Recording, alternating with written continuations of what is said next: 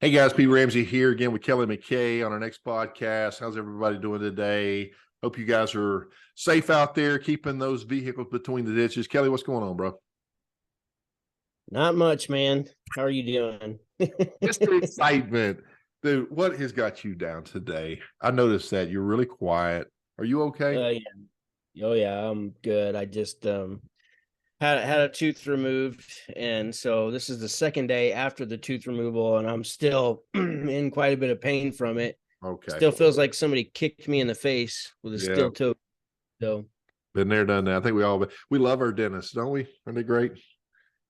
So, yeah, yeah. it definitely just to be clear, I didn't just go in and they just grabbed onto the tooth and pulled it out. No, no, no, no, no. It took an hour of drilling. Torture.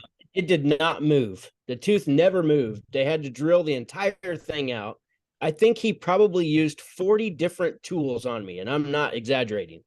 He would grab one, set it down, and he would dig, and then he'd throw it down. Then he'd grab another one and try it, and then grab it. Then he had to get in his drawers and Oh, get in his drawers and grab some more tools. So it's yeah. crazy. Yeah. That was He was like apologizing to me. He's like, "Man, I'm sorry. This is taking." I'm like, "Dude, I'm sorry. I just, I just want it out." it So was it was rough. wow. We've all been there. It's been a while for me, but thank goodness. But like Bill Clinton used to say, I feel your pain, because I hated that. I hated that. So what else is going on? We were talking a little bit about the economy and some of the transitions out there. What are you seeing with your customers? I was going to share some of what I'm seeing with mine, and between the two of us, kind of keep our finger on the pulse. Um, what are you guys seeing out there in terms of where things are going here in May of 2023? I mean, what I'm seeing on Facebook too, I should throw that in there. So, I mean, for the most part, most people who are, go-getters and they're going out and they're making it happen. Like they're still getting sales. They're still this past week, they had some 90-degree weather. And like most of the people in my group have had some 90-degree weather, and they kind of blew up like over the weekend. Yeah, And so, with several emergency calls and several people turning their systems on for the first time. So that's good. That's helped spur, sure. some business for everybody. Um, but there are some people out there who are, I'm not going to say in my group. I mean, if they are, they haven't reached out to me to get help. But I know there's people just from seeing what's happening on Facebook and some of the posts from the different contractors that there's definitely people out there struggling. Yeah. With customers, not necessarily going the same route that they normally would with a replacement, or shopping around a little bit more than what they normally would as well. Okay. So Yeah. that's what have you been seeing? Similar. Actually, before you and I jumped on this, I do a coaching session with a heating and air conditioning business owner in Central Florida, and he's doing well. But he was talking about a friendly competitor who suddenly, it doesn't matter what he's putting out there in estimates, they're just not buying. And he says, we seem to be doing okay. Now, you got to understand, this guy's good. He's really good. Yeah. He's one of those guys that when he goes in and he's assessing the house, he's bringing all this stuff up that nobody ever talks about. And Yeah. he's got a lot of experience, and he's very well spoken. He's a great guy, and people pick up on that, and that boosts that trust in what he's suggesting, in what he's recommending, if you will, as opposed to people that just kind of look around, they keep it to themselves and say what they say. So he has not felt it, but people in his very market have. And I had another one in one of our mastermind groups, who's south in Florida, so they're well into some warm weather. And he said, what's happening, what we're seeing? People are saying, no, I don't think I'm going to replace it. Just fix it. Just fix it. And so we went around the room because we've got a bunch of people in the group, and there were one or two other ones that are kind of seeing that they're pulling the purse strings, they're closing them a little quicker. So Sure. as we see this thing shift in the economy, we're going to start to feel this, but to what extent, who knows? But I think we're starting to see something. I think our strategies are going to adjust. I think we're going to have to, And that's possible, but I also, not to necessarily play devil's advocate here, but it's fixing to get really hot across the country. And when it does, people will do whatever it takes to, get what they need done just to have cooling. Typically. So we'll see what really happens, I guess, when it gets really hot and it's like 100 degrees every day and with no end in sight. Like typically people make decisions quite a bit faster, and they'll find the money if it's a case of like wondering if they should move forward or not. Once this settles down, like for Kansas at least, usually about the middle of August, up until last year, honestly, we were hot through almost the end of September, which hasn't happened in close to a decade. So it's hard to say what's going to happen this year as far as just what happens with the weather. But if history repeats itself, just as far as like taking last year out of the equation, by the second week in August, we're back to like 80s here in Kansas, and the demand dies down tremendously. So I'll be really curious to see what happens with the Midwest people once that temperature drops back down, once summer kind of comes to a close. That's when it could get really hairy, I think. And who knows what's going to happen with the economy during that time too. Well, the economy affects more than just, there's the domino effect. There's more than just, our regular customers. You mentioned actually before the recording, I thought it was a good point. These little side hustlers out there, and or even the smaller companies, they default to the emotional trigger of money, cheap, because that's the easiest way to sell, right? Drop your price. Yeah. And what are your thoughts on that? Well, I've always, you made a good point too, which was like you got to separate and differentiate yourself. Well, I've always felt that way. I always felt like you've got to be different some way, because that's what helps justify your price being, above, I mean, if any way possible, above your region's average. Yeah. I mean, anyone who can sell for as much money as they possibly can, I mean, they're always going to do the best in their market typically, unless they're just playing the volume game, which lots of companies do. So I think, but in order to be able to do the volume game, we may have talked about this before, I'm not sure, but you have to reach like a certain level with the number of customers that you have and the number of people that you have to go fulfill the work that does sell, to actually deliver the service. So if you don't have those two things in place, forget about just trying to be the low price all the time. Like you're kind of stuck in the middle when it's the way I've always seen it. You're kind of, when you're growing your business and you've got 5, 10, 15, 20, 25 people on your team, you're kind of stuck in this middle zone where you do kind of have to, you can't be the cheapest guy on the market.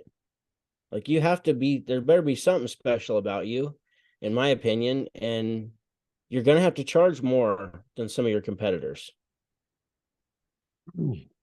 And you should, if you can. That's what business is, right? I mean, honestly, we're here to make money. Sure. Profit is not a bad word. So, yeah. However, the not to be devil's advocate either. Yeah.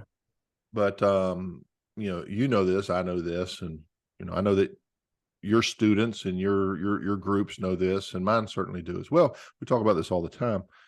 That we have to be profitable, and we have to understand our numbers, and when we do, and things get more competitive, there's always a huge percentage of heating and air conditioning people out there. I don't even want to call them businesses sometimes. Maybe they're small businesses, and they don't know. And they quickly sink into a negative cash flow position without even understanding that, without realizing that. All they know is, I got money moving, and I can, which is, solves my problems. Which as long as they continue to sell stuff, they can surprisingly make that last a long time, robbing Peter to pay Paul, but it will catch up with them. Yes, it will. Yeah. And I lived that, It's not pretty when it does. I lived that. We went through some really tough times as well, because, back when I was in business, we didn't have these resources. And so, it took me a while to figure out the pricing. And, I mean, we weren't that cheap, but, I was. Ultimately that he comes back, and then what happens is your debts continue to grow but if you're watching that, we didn't let it get that far, but we had some tough times. So I took on a really big job. I think I mentioned this in a prior recording, and I lost my butt on it. And because I really wasn't qualified to price that properly. We did the work fine. We probably could have been a little bit more efficient, but still, it's a big job. Really threw me in the rears, and that's the kind of stuff that can put you under. That's the type of stuff that I do see people doing. You've got to you got to pull the reins back. Like, focus on what you're really good at. Don't be chasing, these unicorn jobs that, seem like a lot of money, and when it's not your forte, it's not what you are really good at and what you would say or call yourself an expert in. I know you can do it. Like, I'm not sitting here saying that you're not capable of doing it, but you have to be careful on those for sure. You said a mouthful there. Yeah. And I'm trying to figure out a way to support that, because I'm seeing this as well. They'll pick up, I don't know, a property management group, and they work at a discounted rate, but there's so much work that they just can't pass this up. This is the solution to my problems, or maybe I got this really big job over here and it eats up 80% of my time. And now, all my eggs are over in this basket over here. And it's really tempting, because emotionally you're like, here's my opportunity. This will solve my problem. Right? Yeah. And it only makes them worse, at some point. Well, especially with the guys who are, very, very skilled, and they know refrigeration, they know, industrial controls. There's so many opportunities. Yeah. Controls. Like, there's so many opportunities for them, and it's hard for them to pass those up sometimes, to just stay in their lane. Yeah. And I'm just saying, like, unless you're,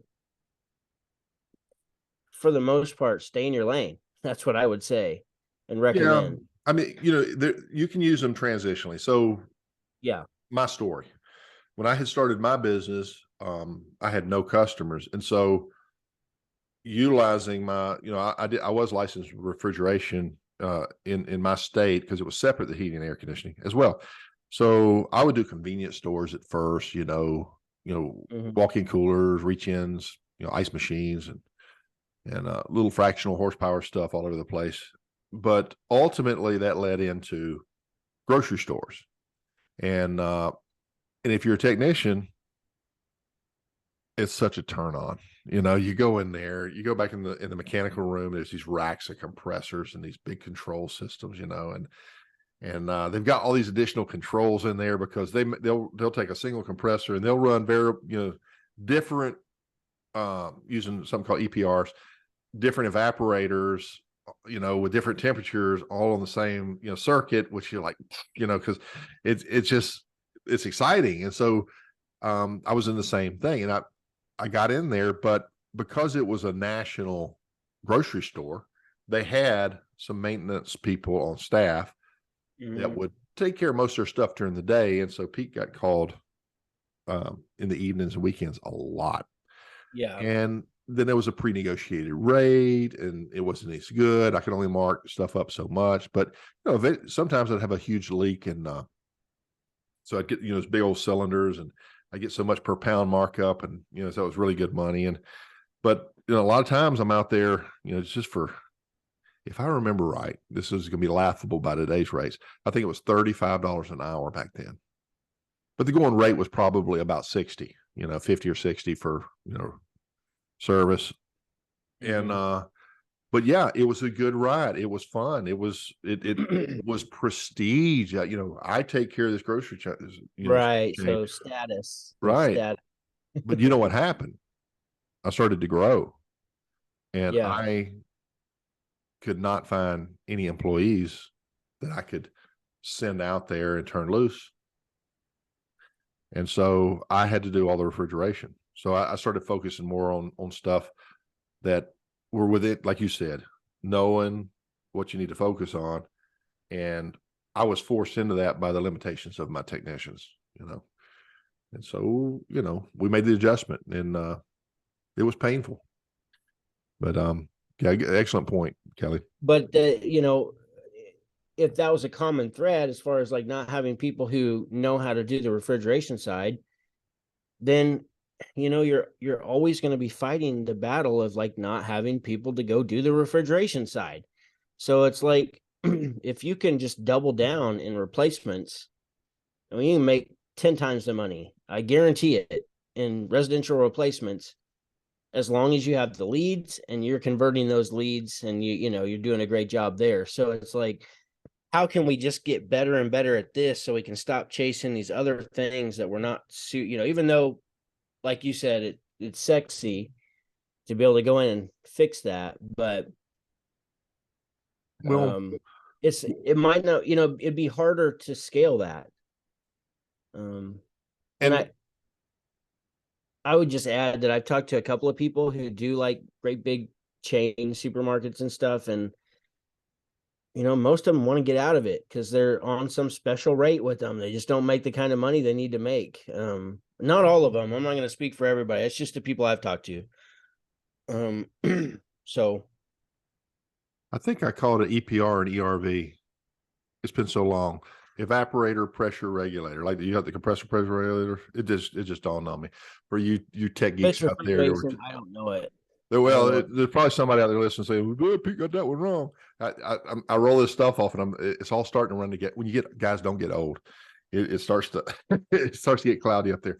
But yeah, so that's part of the challenge. So like I've got a young business owner, and he's in one of our mastermind groups, and he's hitting that point. He says, "Yeah, the customers are really."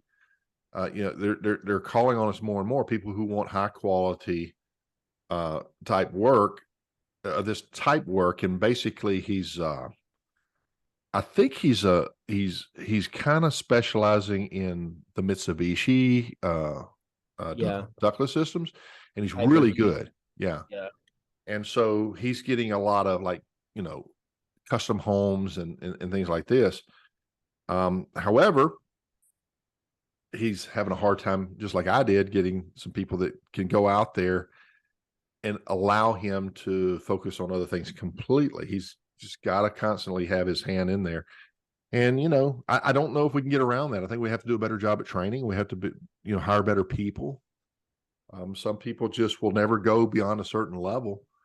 Back in my day, that was pretty normal because blue collar wasn't something that people pursued. Everybody went to college.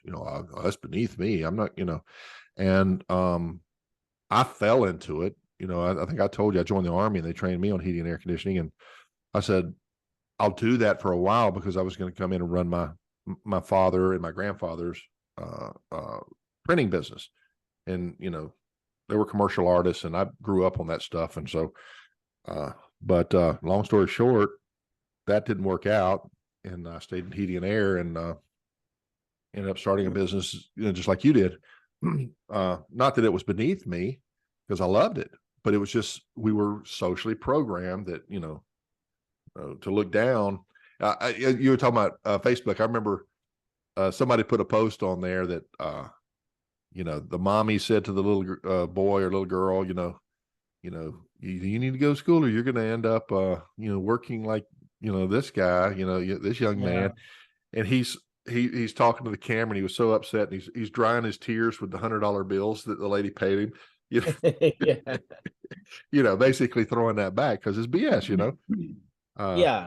I mean, I think it's been proven at this point that it's very lucrative. It's a lucrative business. It can be a very just lucrative career. If you don't want the headache, of owning a business, and the stress that comes with that, then you can absolutely make an absolute killing if you're awesome at what you do in this business.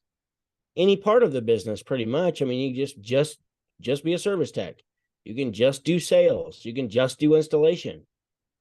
And if you're really good, you can go work anywhere you want to and make a lot of money. So, I mean, it's a good business. I think we don't have to argue that, but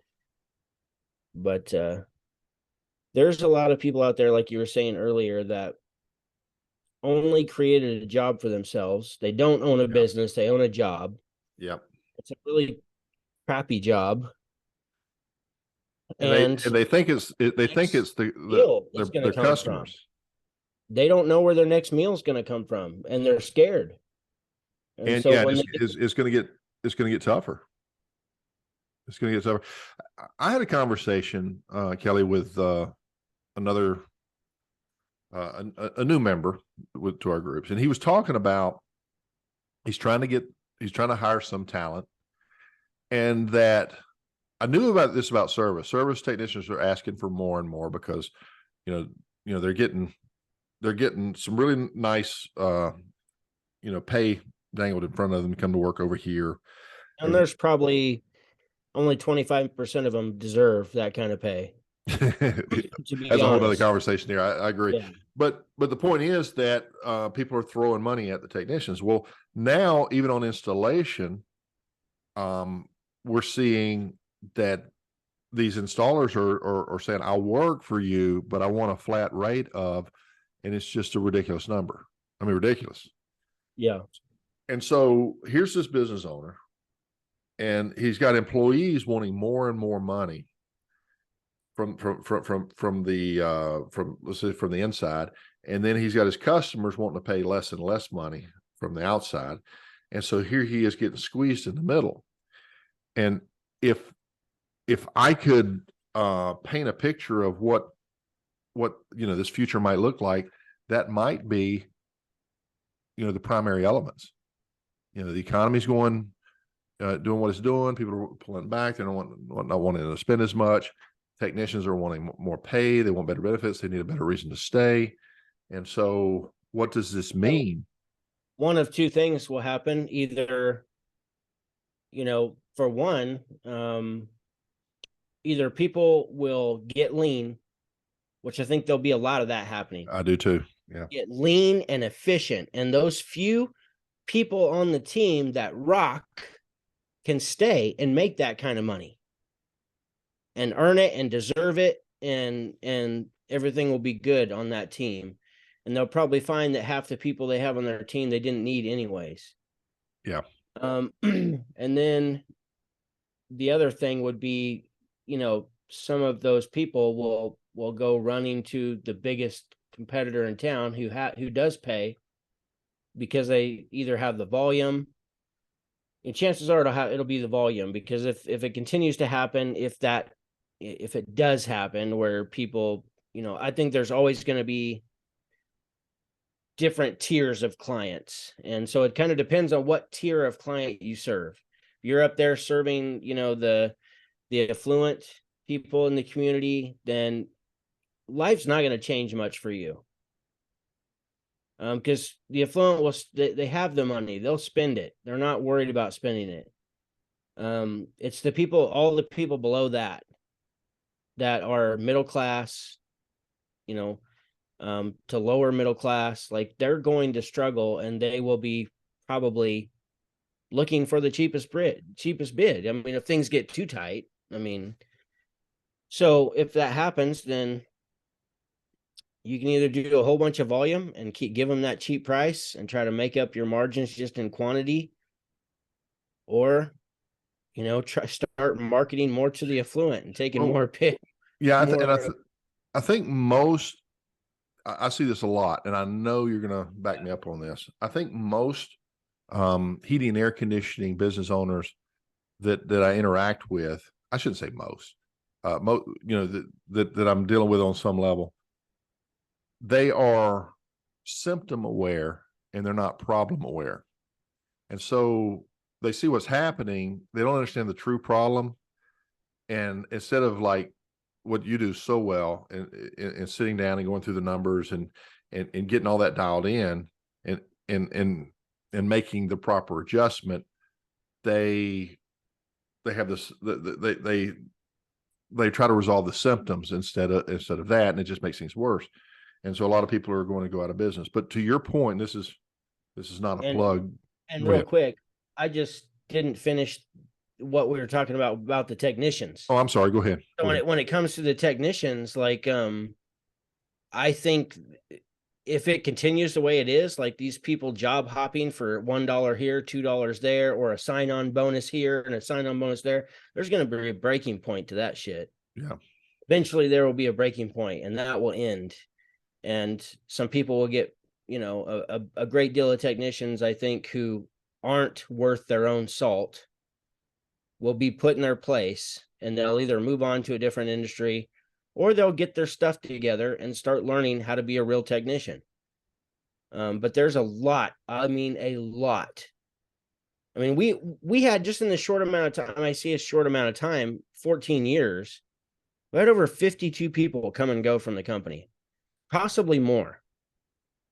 And some of those people did have experience. And I'm telling you, they are not technicians. They think they are, but they're a joke. And there's a lot of jokes out there, which is very sad. But it's just reality. People think because they know how to diagnose a bad run capacitor or a contactor, they think they know what they're doing, and they think they need to have 40 or $50 an hour. So, and that's a problem. And there will be a breaking point at some point, in my opinion. I agree. So sales has been described as a transfer of enthusiasm. When you have a salesperson and they're really enthusiastic about the product, everything else, the potential customer, the prospect doesn't know it to that level. So they invest based on that enthusiasm. They like, he knows it and he really is into it. It must be really good. So that's the way people work. What you just described happens a lot on heating and air, and I could not agree more. I cannot tell you the interviews I've sat on, looking at potential new technicians for Micah. Yeah, and you're sitting there and they act like they know everything, and you ask them a fundamental question, and they have no clue. They have no clue. Beer can cold. Back in the day, that was the thing, and everything was R22. I think every once in a while you come across R500, which was mostly light commercial stuff. But that's why, Pete, all of the big players that are doing great and growing leaps and bounds, the same people who go from 10 million one year to 21 million the next year, they've all learned that they've started just training in-house. They've all learned this, all the big that's the reason I'm telling you. Like, you just wait. And then you've got all these little business owners who are waiting for somebody to come along with experience to come help them in their business. And they're not coming. And I was the same way. And I've got people in my group that are the same way. They're all waiting. And I'm not saying you won't snatch up somebody here and there or get lucky, somebody who does have some experience that is worth a damn. But 9 times out of 10, the people with experience, you do not want on your team. Yeah, because they come with baggage and chips on their shoulders and drama in their lives, and they're just messes. Yeah, and they're not good technicians either. I mean, I'm just throw them under the bus here. Might as well, because it's true. On a routine basis, I had employees all the time asking for money in advance because of whatever their crisis was, wanting to sell stuff because they were in a pinch. We pay pretty well. The other thing, just bailing them out of jail. I've done that. It's or I had my one guy. He says, I was just sitting there minding my own business, and all this trouble hit me. And I said, sitting where? He's in the worst part of town in one of the low life, sleazy, seedy clubs, and where all the low life saying, well, I'm just sitting there minding my own business, and I'll never forget that. I'm like, how do you think that way? But anyway, so there's different people out there, and there's a lot of people that just don't, they're not good for your company. They're not good for your customers. They're not good for you. And There's another thing that happens in businesses, and it happened in mine as well, is people who climb the ladder and make more and more and more money as the company makes more and more money. You have to understand there's a sense of entitlement that can set in with people. And it's like success is earned every single day. You've heard that saying, like you got to earn your success every day. And it's true. And so that's another problem is people get on a team, and by the time they've been there 6-7 years, like they just think they're entitled to the best calls. There's certain things they don't do or won't do, or whatever the case. They're just this growing sense of entitlement that has to be kept in check, because you have to earn that success every day. It's not the old days of all you had to do was show up in order to gain your seniority every day. Those are gone. Like that's another thing that I feel like has changed. Like everybody should be fighting for their spot on the team, in my opinion. Yeah. Well, people can argue with me all day long on that. But hey, if you're not fighting for a spot on the team, what are you doing on the team? Why would I want you on my team? What makes a team work to begin with is good communication. And I've had these conversations. I was talking to a young tech the other day, and the manager of the company is female. And because her dad has started the business, she runs it now. And she's really bright, does a good job. And anyway, he's like, I'm the one that's under these houses. I'm the one that's doing this, that, and the other. She has no clue what it's like, this, that, and the other. And I deserve more, this, that, and the other. But his perspective is limited to that role, and he doesn't see all this other stuff that has to come together in order for him to be in that position, to be under that house, right? And so there's a lot to this, and a lot of times that entitlement is just really based on ignorance to everything else that's going on. It's not justified in a certain way, because that's hard work, especially in certain areas of the country. Like where I had my business, there were a lot of crawl spaces, a lot of under the house work. I'm down there on my elbows going through there, and same here. Yeah. So, but and then I went out to Florida, and everything's sitting nice and pretty in the garage, in an upflow or a closet or something, and a few attic jobs, but still, big change. So, and basements up north and things like that. So there's certainly some, they need to get that respect, and they need to get that appreciation back, but they also need to be informed as to some of these other things in that communication, in that culture, so that they do understand. You were talking about, or you alluded to, all the stuff that we do on differentiating yourself. I think that squeeze that's coming is we're already feeling is going to be it's going to require us to do some different things. And if you're just heating and air like everybody else, then I can choose somebody else. I don't have to have you. But if you're the only one that's X and I need X, or I perceive you as the very best at X because you're a specialist, then that's probably worth a few more bucks, and as opposed to just trusting some company out there. But what you were referring to on the in-house training, so true. Just because people are, it's there's a lot of prima donnas out there, and there's a lot of people, a huge majority of them that have just, I think that with licenses, like if you're in a state that requires a license, that where people have to go get continued education units, or whatever, CEUs, then there's at least a small amount of learning that they have to go do. And you've got some people who go home every night and watch YouTube videos and are learning all the time. But the majority of them are not. Majority of them are watching the clock, trying to get home as quick as they can every night, so they don't have to think about work or do heating and air conditioning of any kind. Yeah. And they stopped learning after the second year that they, basically after the second year of being in the field, they just stopped learning. They never continued to learn more. And those people, I those like people. they're a dime a dozen. So what do you think? I have a hard time getting past this. I know that this whole pandemic thing and people getting paid to sit home and everything else kind of really hurt the market in terms of people who want to work. And so we've seen that a lot of people, they can't find anybody that wants to work. They just want to sit there and play with their phone. They're not interested in learning, like you were talking about.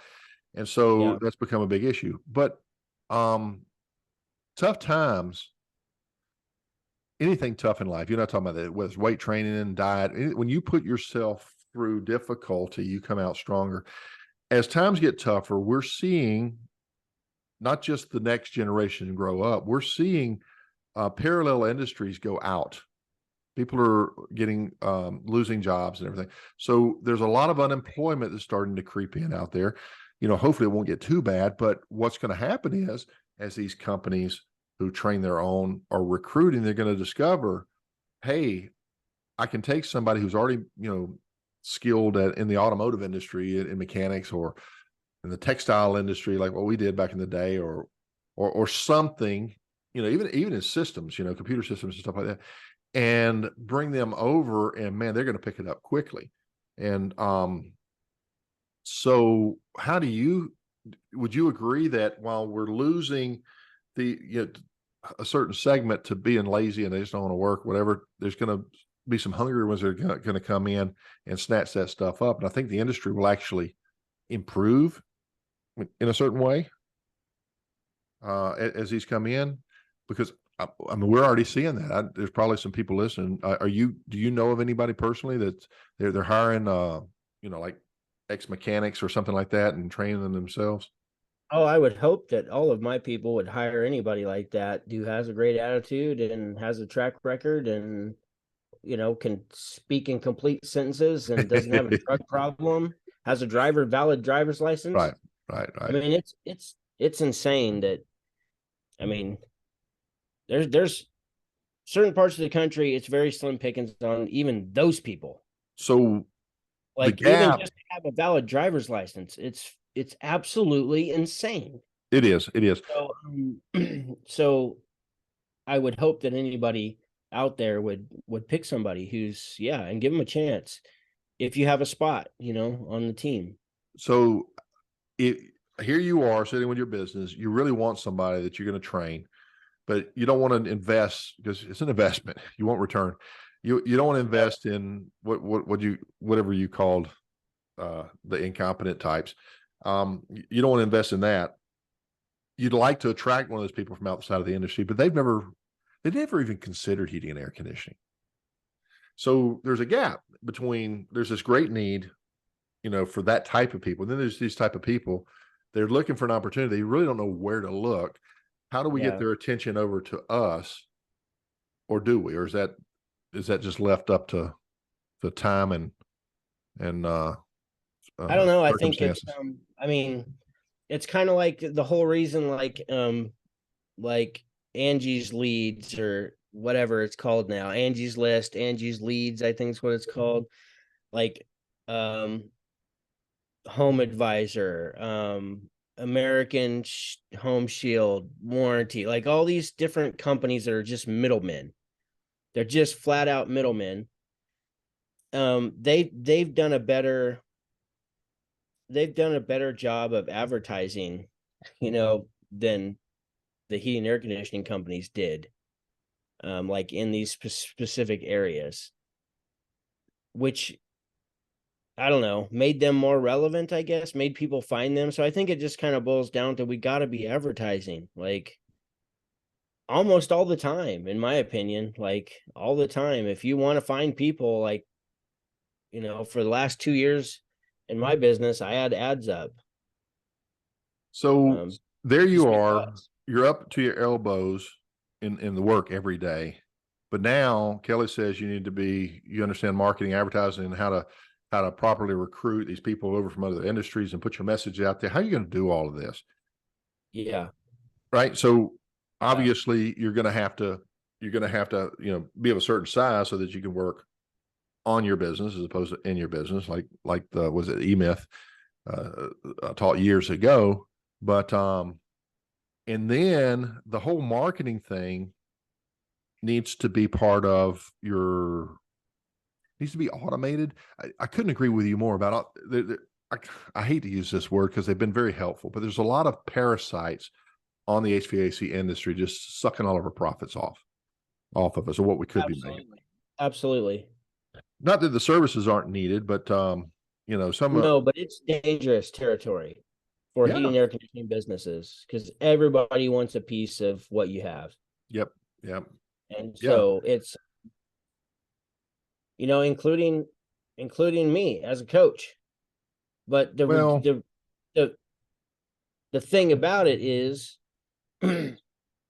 like the amount of money that I'll save you just by not making these stupid mistakes, like that alone, yeah, that's worth 200. That's worth $250,000 to you over the course of 2 or 3 years. Because people all the time when I talk to business owners, they're like, "Well, I'm spending 2,000 a month on this marketing company, but I'm not getting jack squat from it."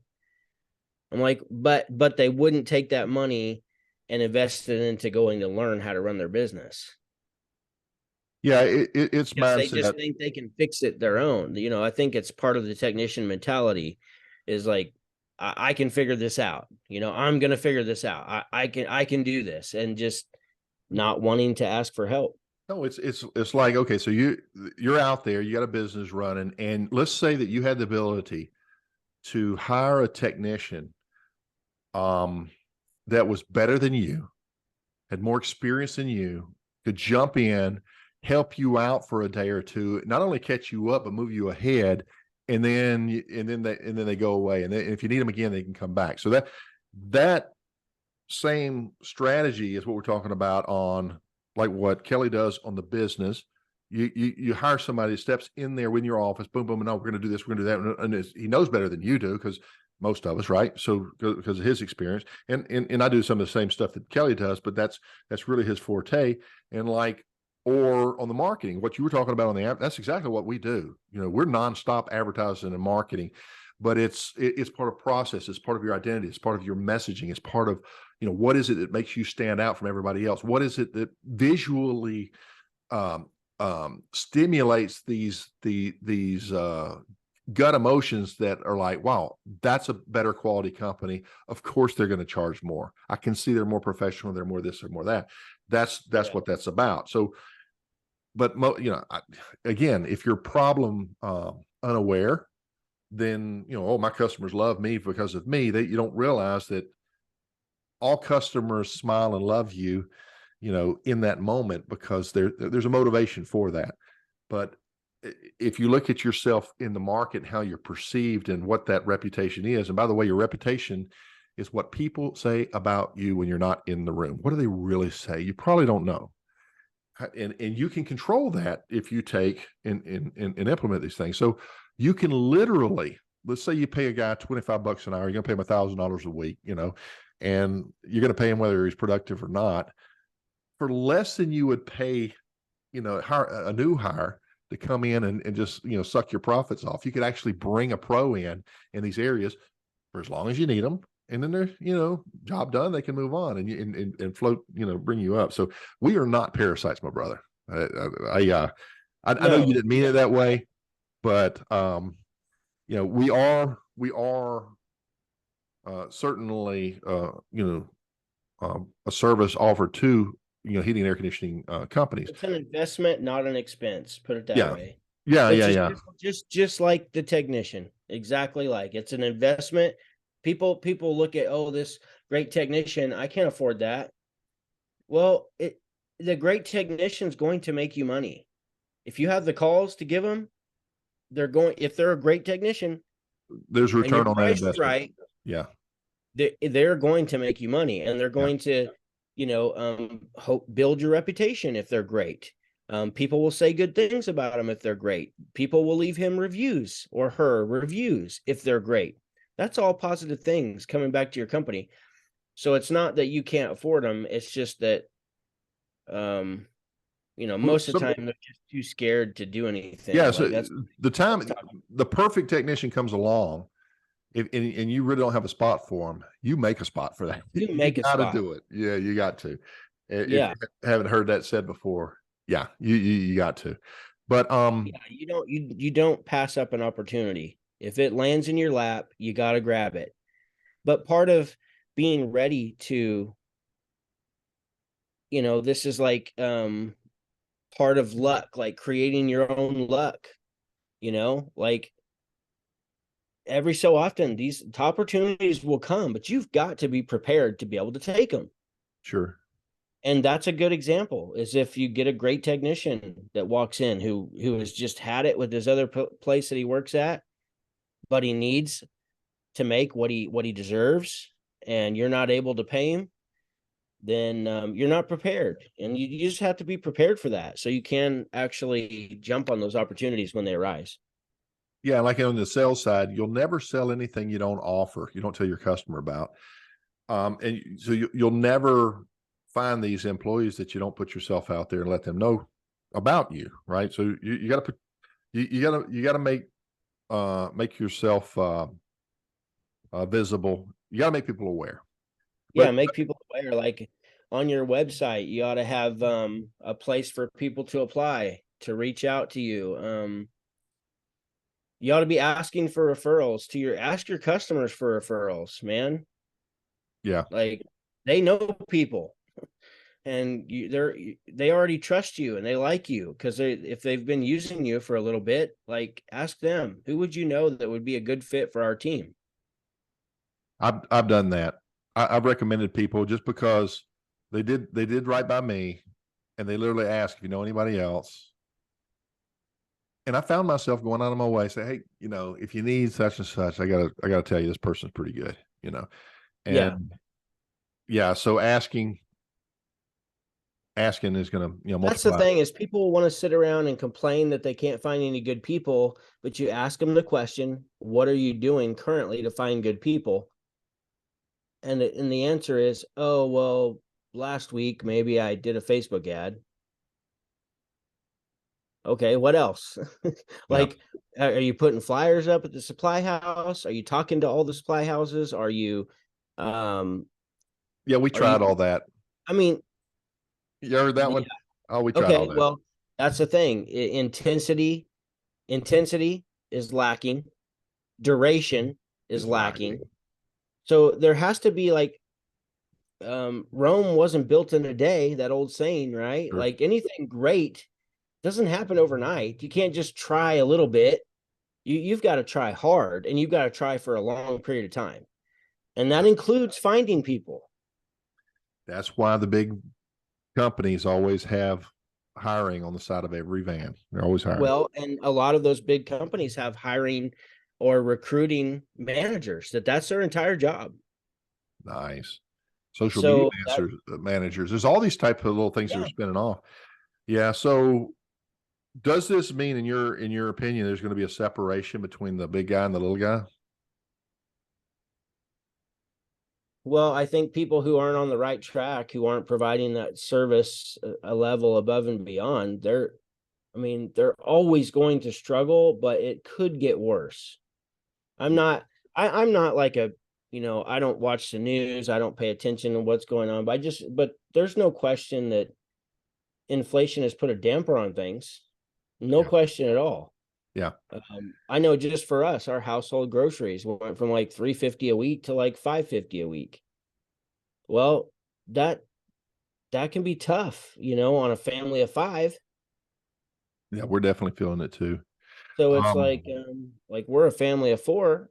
So because my son lives with us and my nephew lives with us. So so my blood pressure is probably higher than yours because I do follow all this stuff, and we've talked about this offline. And And I get exactly why you don't want to get involved in that, because it can be pretty crazy. But with seeing what's going on there, we're definitely in for more of this, and it's going to be for a while. So for you guys that are out there, find a peer group. Okay, find a coach that may or a maybe a mastermind group of peers and things like this, in which some of this stuff is shared. I know that you've talked about this, and as well as us in our mastermind groups. We've got guys from all over the United States as well as Canada, and inevitably somebody will bring something up that there's it could be price increase, it could be anything.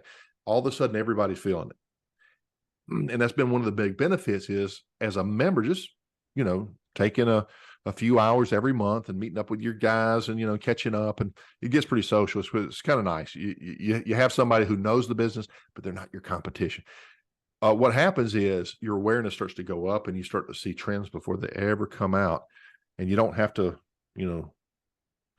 wait for it to come out in a trade journal. You're kind of on the live, finger on the pulse. So these are the types of things that, to be successful in this business, as Kelley's referred to in a number of ways, we're going to have to be more sophisticated owners. We're going to have to do better. Long gone are the days, they have been gone for quite some time, but anytime things like this happen, with the economy, it gets a little harder and a little harder and a little harder, which means you have to really up your game. You just need to be better. You need to be better than these chucks in the trucks, Yeah. So the masses were going to react, but an educated person who's prepared is going to proactively take actions that are counterintuitive. They don't necessarily feel like the right thing to do, but it's going to catapult them ahead. In market shifts like this is where the big opportunities come in. I think, Kelley, you talked about that. There's going to be a lot of money being made as this thing shifts. But there's going to be a lot of people who are they're not going to make it. So, yeah, good stuff, man. Well, it's one of the, we are in one of the top failing industries in the world already. Yep. So, it's just going to get harder. It's not, working for somebody is not the same as owning your own business. So just everybody takes this, the pill, they take the pill, they take their medicine, right? and it's like hard medicine to swallow when you get out there and you realize just how much more there is to this than just running calls. So never forget the first time you got to go back and change that compressor under warranty and eat it all. Oh yeah, that's or change a unit out at your because you missed something.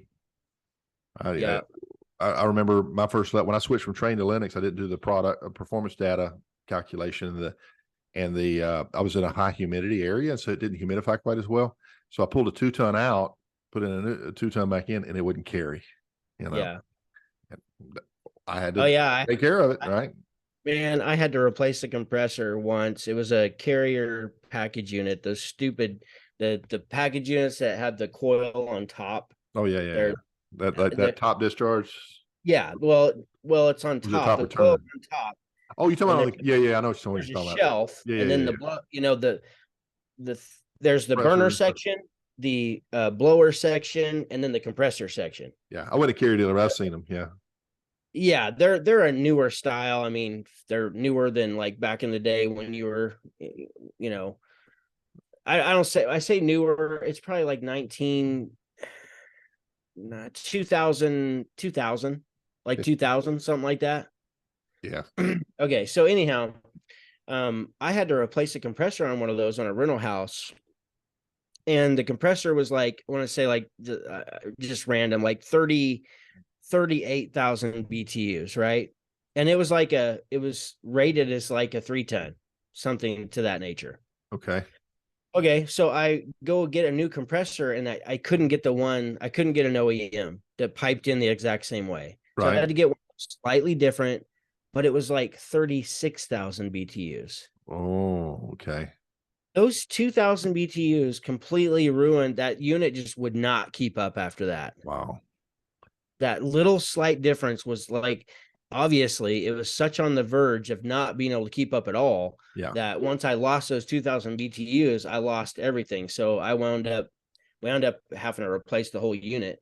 Yeah. But it's little things like that that, I thankfully the guy paid for the new unit. I probably just ate the compressor. Yeah. Yeah. You do what you got to do. But That wasn't under warranty, so it was a very yeah. expensive repair. Um, Well, and then having that insight and offering that replacement as a solution, as opposed to him sticking you, and you're going to have to wait on OEM now. And, it really could have been bad. But all I'm saying is this. oh yeah, could have been real bad. You offered that other thing that like kind of got you off in a way. I mean, it cost you, but it kind of saved your butt financially. Yeah, saved me, but still, it's like Yeah. whatever. I mean, 6 pounds of refrigerant, torch vacuum nitrogen, Yeah. like 2 service calls and Yeah. and a compressor and a trip to Wichita and like all these things that when you monetize it, it adds up really quick just how expensive it was. Which was a good lesson. I had a guy last week, similar thing, but he had changed the compressor and he went with I think he said it was a Chinese compressor and had no warranty. I never heard of that. But maybe you guys are hearing about that now. And so he put that in and he gave him a year warranty, and it was good through, I think, the 23rd of May. And then it failed last week. So it almost made a year and then it failed.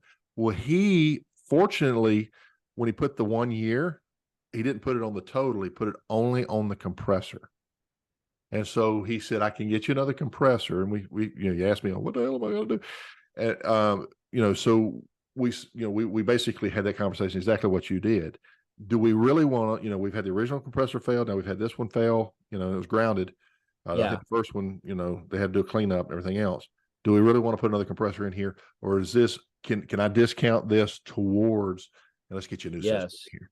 And that's what they went with. And it saved his butt too. But that mindset, offering that option is really important. Give your customers options, Yeah, that's another thing that I'll say real quick, because we've kind of been on this topic, is that if you go out and you find a bad compressor or a cracked heat exchanger or whatever, a dead fan motor, or a big old hole in the condenser coil, whatever the problem, that justifies or makes you talk about replacement with the customer,